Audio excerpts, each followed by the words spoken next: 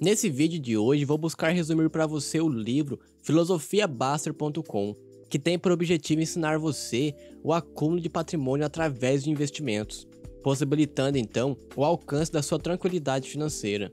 Por isso, se você gosta da ideia desse vídeo, já vai deixando um like e se inscreva no canal, porque aqui sempre vou tentar trazer os melhores livros sobre investimentos e educação financeira.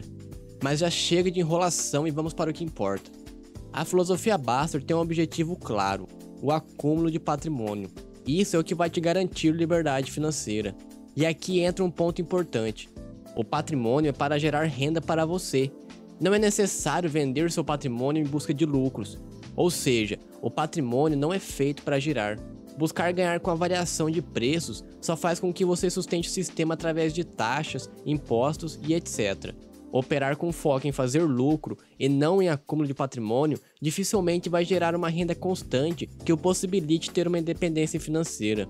O que realmente vai dar resultado em sua vida é focar em 3 elementos: aporte, tempo e valor. Pois com esses 3 elementos, ao longo do tempo você vai acumular patrimônio e quando esse patrimônio estiver maduro o suficiente, você terá uma boa renda que o possibilite ter uma vida melhor. Daqui para frente vamos falar sobre aporte, tempo e valor. Vou começar primeiramente pelo valor. Na filosofia Baster, o que importa é manter o seu capital em valor, desconsiderando totalmente o preço, pois no longo prazo os preços seguem o valor. Isso significa que quanto mais tempo você ficar em investimentos de valor, mais patrimônio você vai acumular.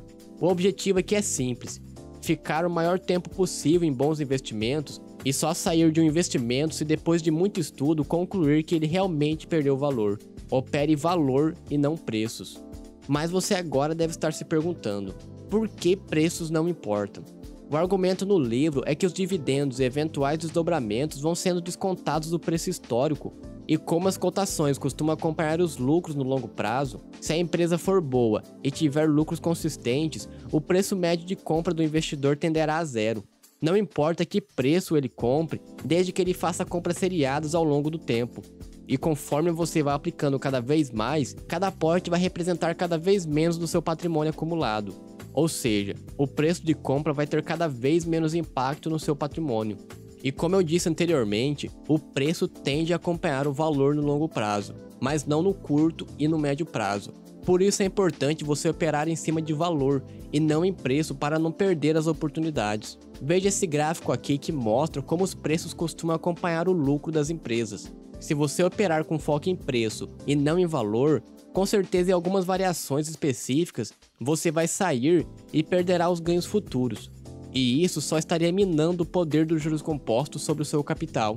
O aporte também é outra coisa importante quando falamos da filosofia Baster. Tenha em mente que nada determina mais o seu enriquecimento do que o quanto você pode poupar por mês. Foque em trabalhar e ganhar mais para que assim você possa fazer aportes maiores. Ele é o motor controlável do seu enriquecimento. Quanto mais você aportar, mais patrimônio você vai acumular ao longo do tempo. E falando em tempo, essa é outra variável que é uma das mais importantes quando falamos de buy and hold. O tempo é o principal multiplicador dos juros compostos. Esse é o fator que vai fazer a diferença a seu favor e que pode deixá-lo rico. Quando você começa a aportar, vai perceber que no início o crescimento é lento, mas com o passar do tempo e com mais acúmulo de capital, o efeito dos juros compostos sobre os seus investimentos vai se tornar cada vez mais expressivo e haverá uma multiplicação agressiva. Veja esse outro gráfico que mostra o poder dos juros compostos com o passar do tempo.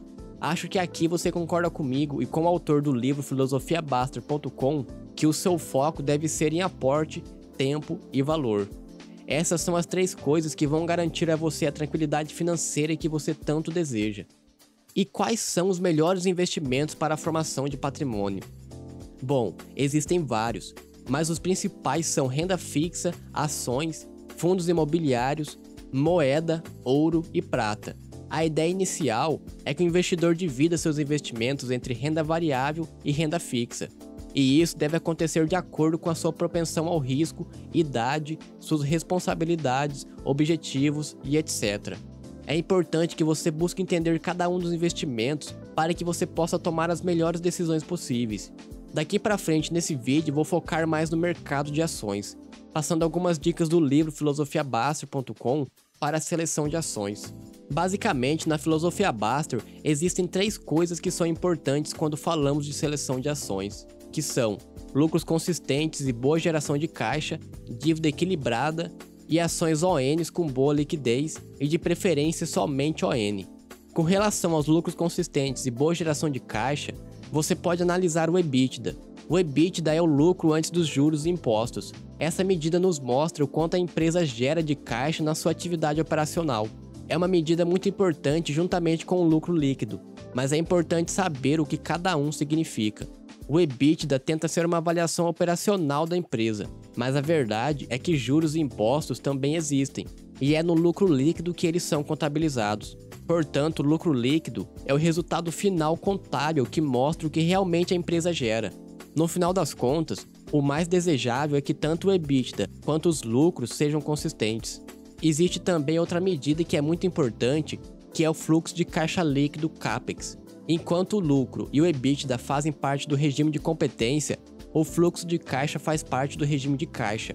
No regime de competência, pode-se considerar vendas ainda não pagas, mas comprometidas. Ou seja, o dinheiro ainda não entrou no caixa da empresa.